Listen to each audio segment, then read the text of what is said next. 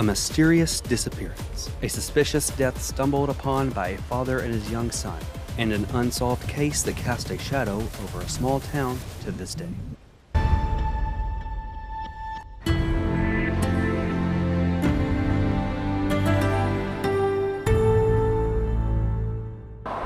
In southeast Missouri, Major Moore and his son, Jeremy Moore, called Kennett their home. On February 23, 1997, the duo ventured out, taking their dog down to the St. Francis River.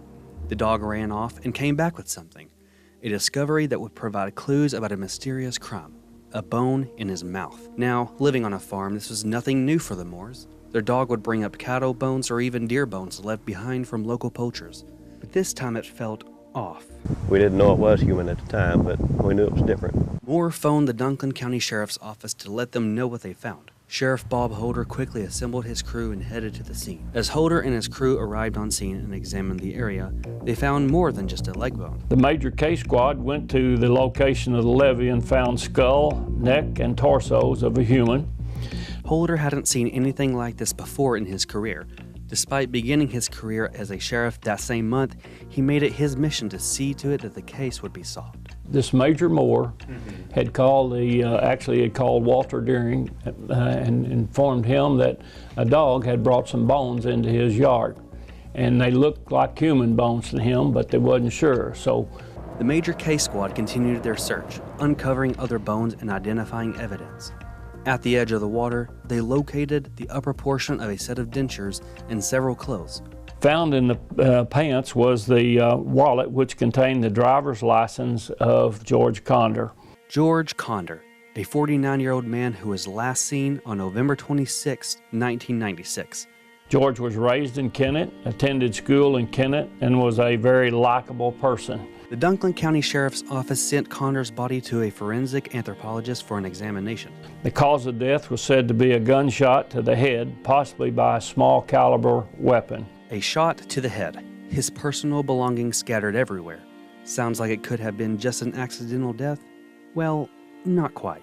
Located near the torso was what appeared to be leg bones, and within a short distance there appeared to be a leg bone. A search continued there, was found black plastic found with nylon rope. It's definitely a homicide. The sheriff's office had a homicide on their hands. Now their main goal, find out what happened and who did this to George Conder.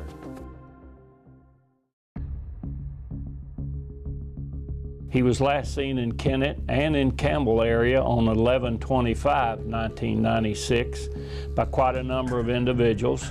He'd stopped at a convenience store. Like any small town, everyone knew everyone, and Conder was no different. And my dad knew him. You know, he had done business with him up here at the radiator shop here in Kennett. I knew George through the high school, and he was just a friend, and not a real close friend, but we knew George. I knew his family, and they were good people. Everybody knew him. However, for the sheriff's office, not for good reasons. I think he'd been arrested prior to my becoming sheriff for growing marijuana. And there have been a number of witnesses interviewed that were kind of connected with him in the growing of marijuana at that time. That was a pretty big thing at that time. With this information, Holder believed his involvement with marijuana played a big part in what led to his death. But the question still remained, who killed him? Within the walls of the sheriff's office, suspicions lingered. People would trickle in and out of Sheriff Holder's office, explaining their theories on what happened to Conder. The sheriff, growing increasingly desperate after one story was seemingly a world different from the next. We had very good investigators on it. Walt Deering had been an investigator for quite a number of years, and he was an excellent investigator. We involved the Missouri State Highway Patrol Division in Drug and Crime Control. While investigators had a few suspects in mind, there just wasn't enough evidence for an arrest. With the rumors that surface, one person will pick up on one rumor, and then that rumor gets stretched out to an even bigger rumor. But we do have several people that, when I say several, that are people of interest. But we don't have enough to indict anybody right now. There were certain pieces of evidence that they could not get a hold of, and so that was a major obstacle for them. As time ticked on, people stopped talking about Conder, the homicide, and the case. The sheriff's office shifted focus to other cases, but Holder says that doesn't mean they labeled this a cold case. We just kind of keep it open, and I've got a new group of people that would take a good look at it. Unfortunately, with every passing day, leads dry up and people of interest pass on or move off. Hopefully this will bring somebody forward again that maybe share a little light. Nearly 30 years later, Kennett has grown exponentially, and still, Holder wants to close this case.